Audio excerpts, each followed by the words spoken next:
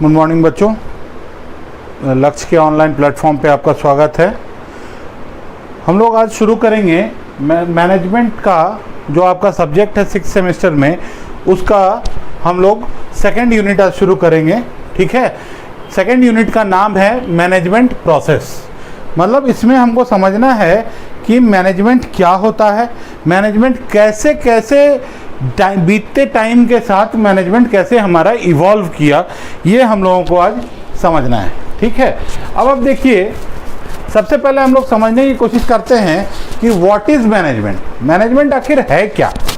तो मैनेजमेंट देखो, अगर ऐसे हम आपको समझाएं तो मैनेजमेंट वो सारे एक्टिविटीज़, वो सारे कार्यकलाप को कवर करता है जो कि आप अपने ऑब्जेक्टिव, अपने लक्ष्य को सेट करने के लिए कि क्या लक्ष्य हमें मिला है और उस लक्ष्य को पाने के लिए जो भी कदम हम लोग उठाएंगे वो सारा का सारा मैनेजमेंट के अंदर आता है।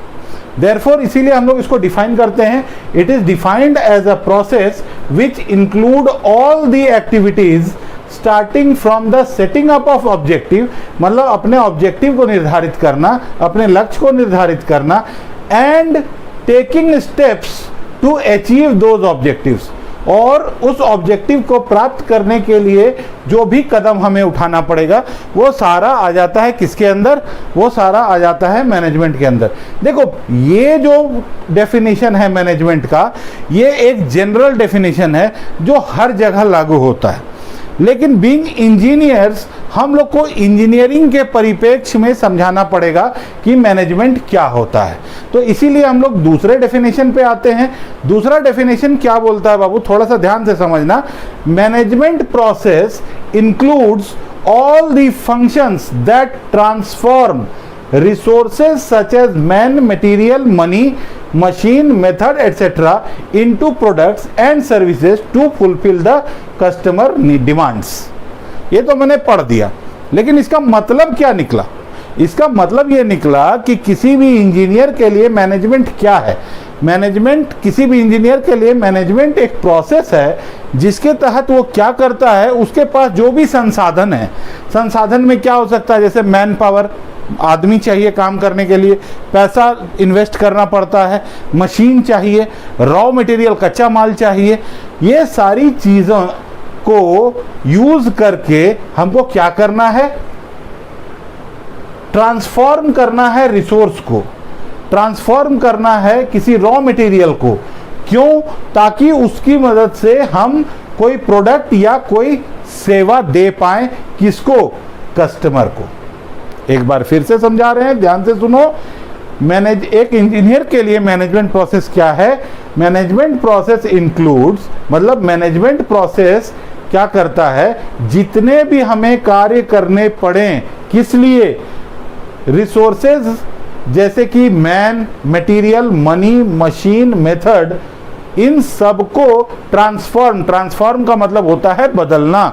ठीक है, हमें जो भी काम करना पड़े इन रिसोर्सेस को बदलने के लिए, ताकि हम एक ऐसा प्रोडक्ट या एक ऐसा सेवा दे सकें जिससे कि कस्टमर सेटिस्फाइड हो जाए। ठीक है, क्लियर है?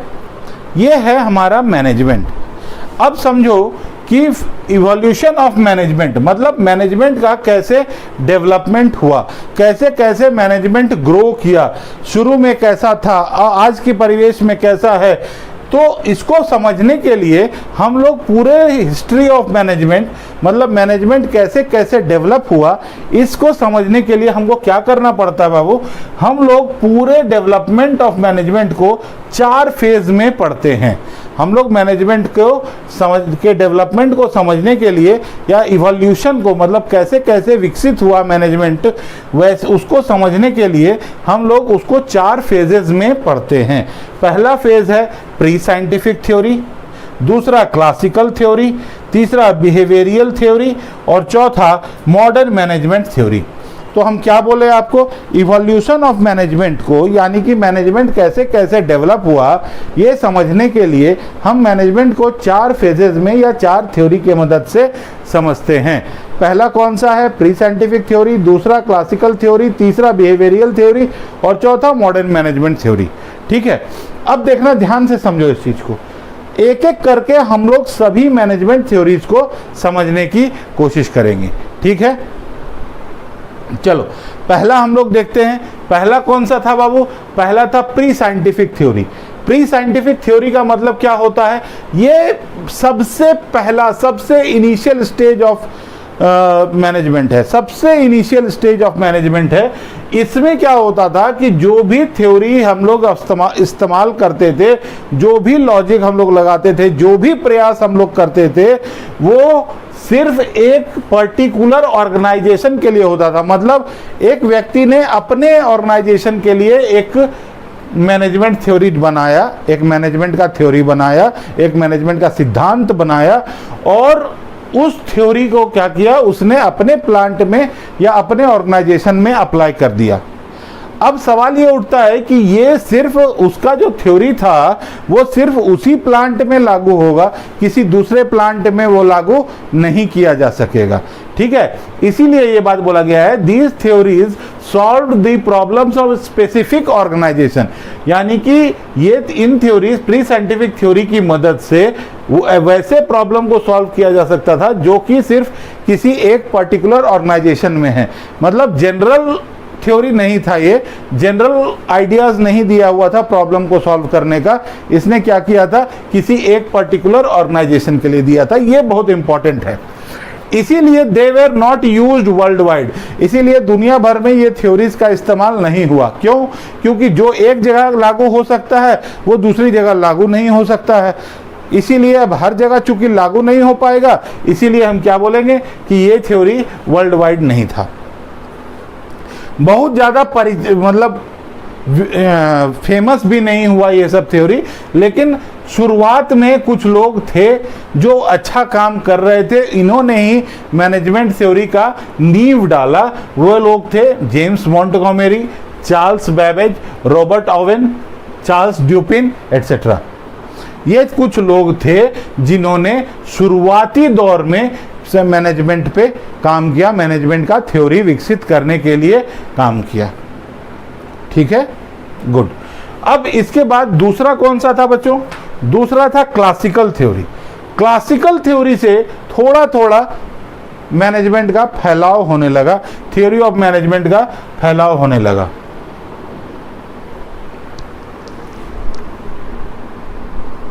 एक मिनट,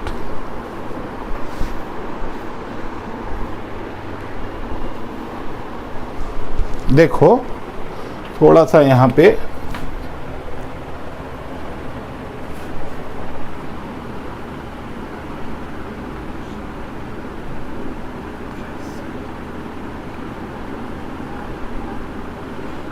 अब ठीक है, देखो, they represent the work on management which focused on increasing the industrial output. ध्यान देना, क्या डेवलपमेंट हुआ, प्री साइंटिफिक थ्योरी, एकदम सीरियल ऑर्डर में पढ़ना है। प्री साइंटिफिक थ्योरी में क्या हुआ, एक किसी ऑर्गेनाइजेशन के लिए एक प्रॉब्लम सॉल्व किया जा सकेगा, लेकिन वो जो थ्योरी था जो किसी एक ऑर्गेनाइजेशन का प्रॉब्लम सॉल्व कर रहा था वो दूसरे ऑर्गेनाइजेशन में नहीं लगेगा, ये बोला था प्री साइंटिफिक थ्योरी। इसके बाद आ जाता है क्लासिकल थ्योरी। क्लासिकल थ्योरी क्या बोला बाबू, क्लासिकल थ्योरी बोलता है कि क्लासिकल थ्योरी में फोकस कहाँ था, फोकस था इंक्रीजिंग द इंडस्ट्रियल आउटपुट। मतलब इंडस्ट्री से जो हमें उत्पादन हो रहा है, जो हमारा आउटपुट मिल रहा है, उसको बढ़ाने की तरफ पूरा का पूरा फोकस था, किसमें, क्लासिकल थ्योरी में। इसके लिए क्या किया उन्होंने, इसके लिए 3 मेन एरियाज पे फोकस किया उन्होंने। इसके लिए उन्होंने क्लासिकल थ्योरी में 3 मेन एरियाज पे फोकस किया। पहला साइंटिफिक मैनेजमेंट पे, दूसरा एडमिनिस्ट्रेटिव थ्योरी पे और तीसरा ब्यूरोक्रेसी पे। अब इनका मतलब साइंटिफिक मैनेजमेंट मतलब क्या होता है, साइंटिफिक मैनेजमेंट का मतलब होता है मैनेजमेंट में साइंस का इस्तेमाल, यानी कि मैनेजमेंट में मैथ्स और स्टैटिस्टिक्स वगैरह का इस्तेमाल शुरू हुआ। एडमिनिस्ट्रेटिव थ्योरी का क्या मतलब होता है? एडमिनिस्ट्रेटिव थ्योरी का मतलब होता है प्रशासनिक सिद्धांत, यानी कि जो प्रशासन, जो हमें वहाँ के इंडस्ट्री के, ऑर्गेनाइजेशन के लोगों को इकट्ठा रखने के लिए जो प्रशासनिक रिक्वायरमेंट थी उसको पूरा किया गया एडमिनिस्ट्रेटिव थ्योरी के थ्रू। और ब्यूरोक्रेसी, ब्यूरोक्रेसी का मतलब होता है नौकरशाही।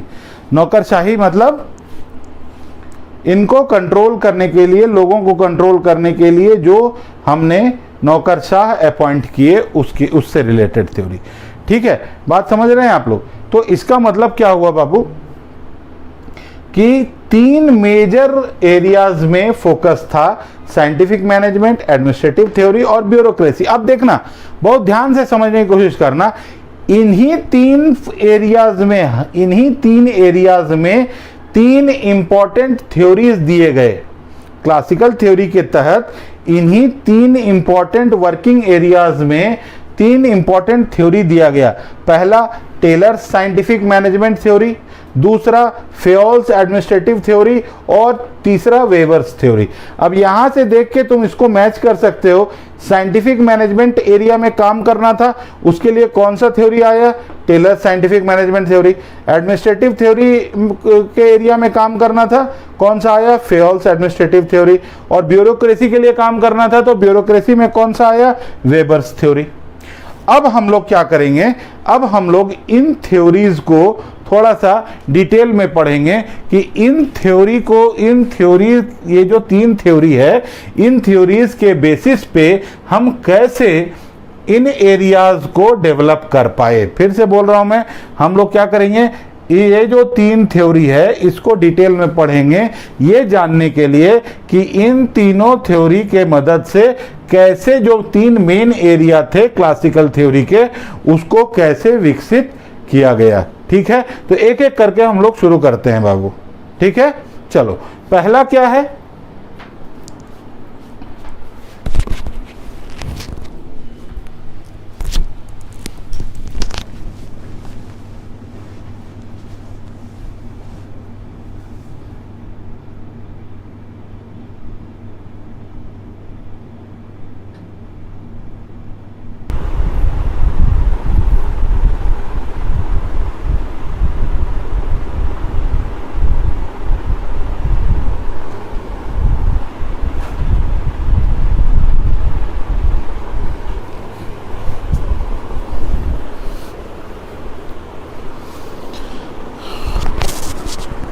हाँ जी बच्चों, तो हम लोग समझने की कोशिश कर रहे थे कि कौन कौन सा वो 3 थ्योरी है जो क्लासिकल थ्योरी को बनाता है। सबसे पहला हम लोग के पास था Taylor scientific management theory. Taylor scientific management theory में क्या होता है, थोड़ा सा समझने की कोशिश करेंगे कि ये किसने दिया था। सबसे पहले ये बहुत इंपॉर्टेंट है ऑब्जेक्टिव के लिए, ध्यान रखना कि टेलर साइंटिफिक मैनेजमेंट थ्योरी जो है वो FW टेलर के द्वारा दिया गया था। पूरा नाम उसका FW टेलर है। और इसीलिए चूंकि ये टेलर ने सबसे पहले साइंटिफिक टूल्स को यूज़ किया था। किसके लिए? साइंटिफिक टूल्स को यूज़ किया था इसने मैनेजमेंट के लिए, यानी कि रिसोर्सेज को मैनेज करने के लिए, ऑर्गेनाइजेशन को मैनेज करने के लिए। इस वजह से क्या हुआ था कि ये इसीलिए FW टेलर को फादर ऑफ साइंटिफिक मैनेजमेंट भी बोला जाता है। कई बार ये ऑब्जेक्टिव में आ चुका है आपके यहाँ, आपके इसमें फाइनल एग्जाम्स में भी, कि ऑब्जेक्टिव में पूछते हैं कि साइंटिफिक मैनेजमेंट का फादर किसको बोला गया है, तो वो है FW टेलर। ठीक है, अब देखो इसने किया क्या, ये जो साइंटिफिक मैनेजमेंट थ्योरी इसने किया क्या। इसका मेन फोकस था कि हम लोग प्रोडक्शन बढ़ाएं। प्रोडक्शन बढ़ाने के लिए, क्योंकि देखो क्लासिकल थ्योरी में बोले ही थे तुमको कि उसमें बोला गया है क्या, प्रोडक्शन बढ़ाना है, उसका फोकस ही है मेन इंडस्ट्रियल आउटपुट को बढ़ाना।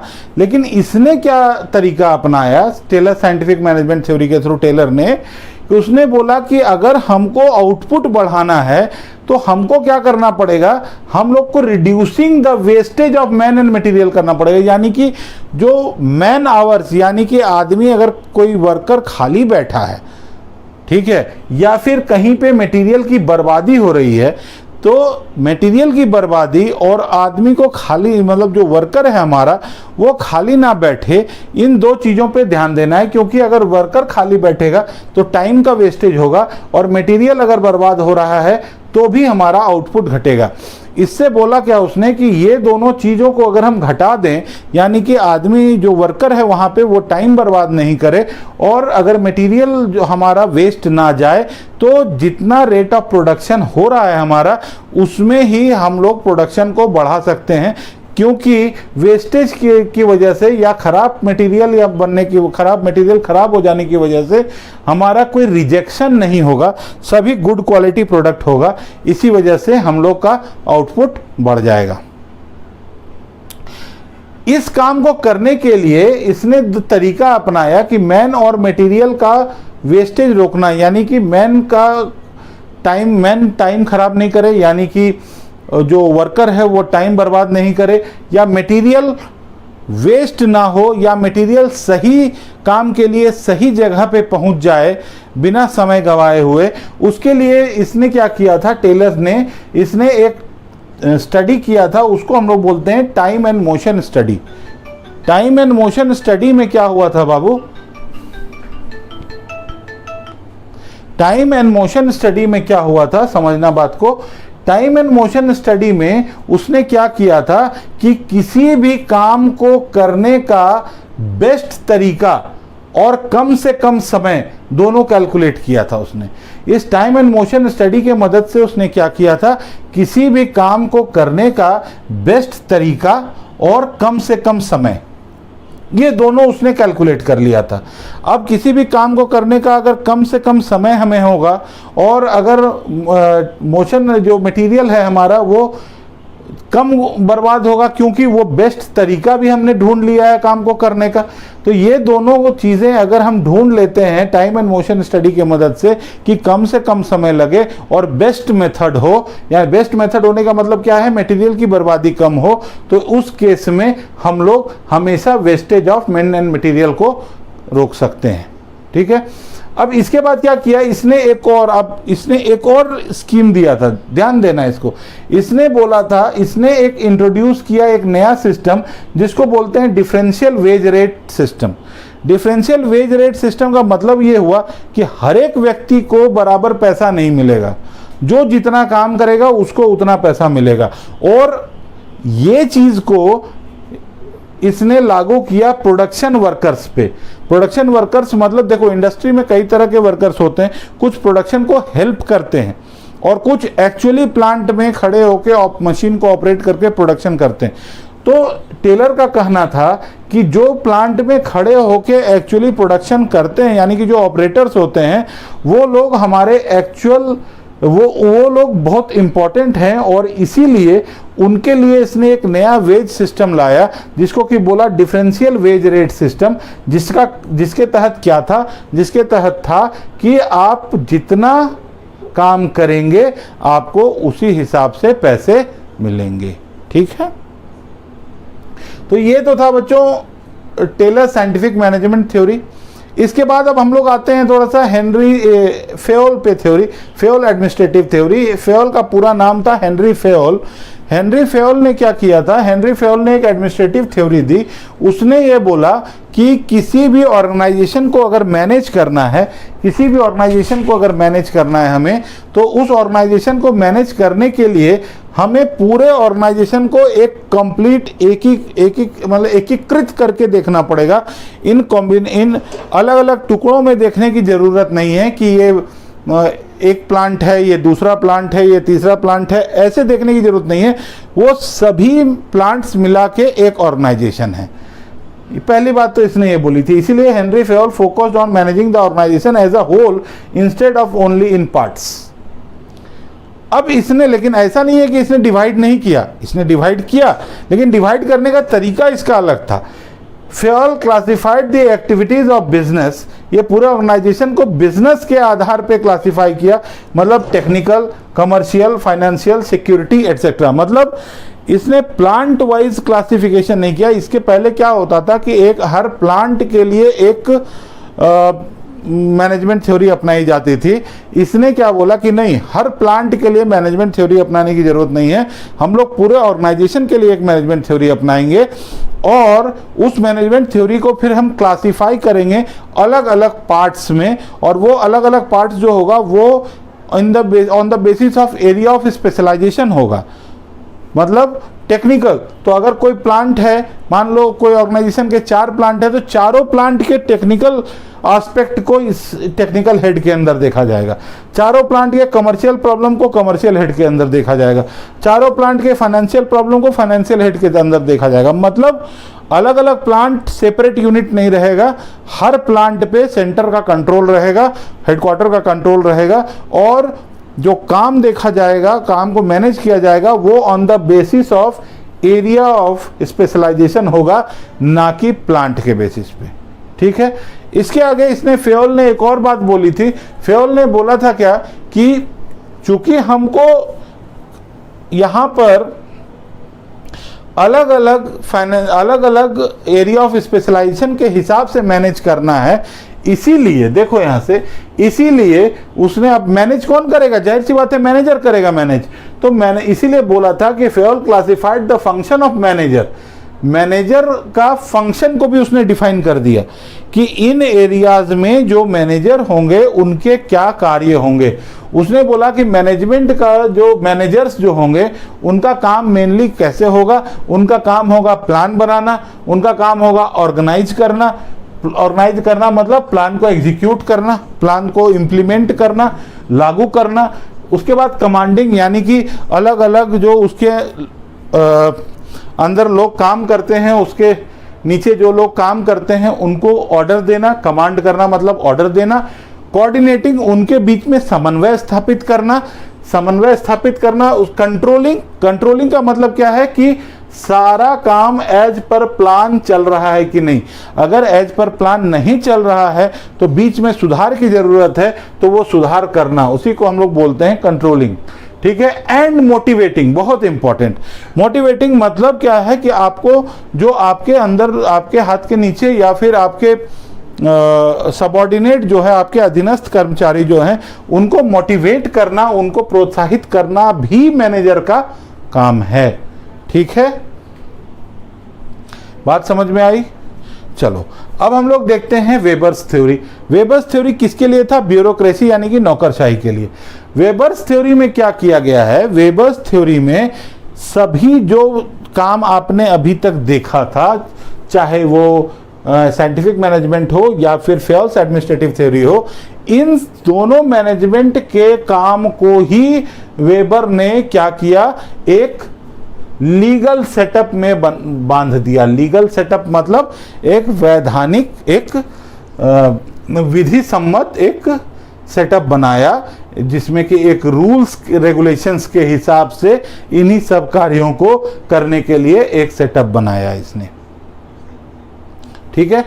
ये क्या किया इसने? Weber introduced a legal setup to manage business organisation. बस काम इसने कुछ भी नया नहीं किया, वही काम जो टेलर या फेयोल ने किया था वही काम सारा वेबर ने किया है। बस इसने क्या किया कि इन सभी रूल्स एंड रेगुलेशंस, इन सभी डेवलपमेंट को इसने एक लीगल यानी कि विधि सम्मत सेटअप में तैयार कर लिया। इसने क्या किया? इसने बोला कि इसका मेन मुद्दा क्या क्या था, देखो समझो बात को। Division of work, division of work पे बात हुई ही है। कहाँ हुई है भाई? यहाँ बात हुई है डिवीजन ऑफ वर्क पे, लेकिन डिवीजन ऑफ वर्क को एक लीगल सेटअप में बांध दिया कि कौन सा व्यक्ति कौन सा काम करेगा। इसके रूल्स एंड रेगुलेशन, जाहिर सी बात है हर काम को करने के लिए आप मैनेजर्स को इतने सारे काम दे दोगे, लेकिन अगर रूल्स एंड रेगुलेशंस के अनुसार वो रूल्स एंड रेगुलेशंस उसको नहीं समझाओगे या रूल्स एंड रेगुलेशंस नहीं बनाओगे ऑर्गेनाइजेशन के लिए, तो ये काम सारा नहीं हो पाएगा। इसीलिए उसने एक ऑर्गेनाइजेशन को प्रॉपरली रन करने के लिए जो रूल्स एंड रेगुलेशंस होने चाहिए वो भी वेबर ने फ्रेम किए। इसके बाद हायरार्की ऑफ अथॉरिटी भी उन्होंने बनाया। हायरार्की ऑफ अथॉरिटी का मतलब होता है बाबू कि कौन सा व्यक्ति किसको रिपोर्ट करेगा, मतलब कौन किसका बॉस होगा। एक वर्कर का बॉस एक इंजीनियर होगा, एक इंजीनियर का बॉस एक मैनेजर होगा, मैनेजर का बॉस एक जनरल मैनेजर होगा। तो ये एक पदानुक्रम बना दिया गया। हायरार्की का मतलब होता है पदानुक्रम, ठीक है। टेक्निकल कॉम्पिटेंस, टेक्निकल कॉम्पिटेंस मतलब टेक्निकली वो कितना एबल है, मतलब टेक्निकली वो कितना सक्षम है, ये देखने के लिए भी उसने रूल्स बनाए। रिकॉर्ड कीपिंग, ये बहुत इंपॉर्टेंट है। रिकॉर्ड की कीपिंग माने कि जो भी काम हो रहा है उन सबको का रिकॉर्ड मेंटेन करना बहुत ज़रूरी है। उन सब का रिकॉर्ड कैसे मेंटेन होगा, कोई किसी तरीके से मेंटेन कर ले, कोई किसी तरीके से मेंटेन कर ले और बाद में कुछ समझना है। तो इसने क्या किया, वेबर ने एक स्टैंडर्ड फॉर्मेट बनाया कि किस फॉर्मेट के आधार पे सारा रिकॉर्ड मेंटेन होना चाहिए। इसके अलावा एक और मुद्दा इसने डील किया, वो है इंटरपर्सनल स्किल्स। इंटरपर्सनल स्किल्स का मतलब होता है कि एक व्यक्ति दूसरे व्यक्ति के साथ किस प्रकार व्यवहार करेगा या किस प्रकार कम्युनिकेट करेगा, इसके बारे में भी उन्होंने रूल्स को फ्रेम किया, ठीक है। तो ये बच्चों था क्लासिकल थ्योरी का तीनों पार्ट। अब हम लोग देखेंगे थर्ड जो है हमारा थर्ड फेज ऑफ मैनेजमेंट, जो कि हम लोग बोलते हैं उसको हम लोग बिहेवियरल थ्योरी बोलेंगे, ठीक है। तो बिहेवियरल थ्योरी अभी अब हम लोग देखते हैं, ठीक है, ओके।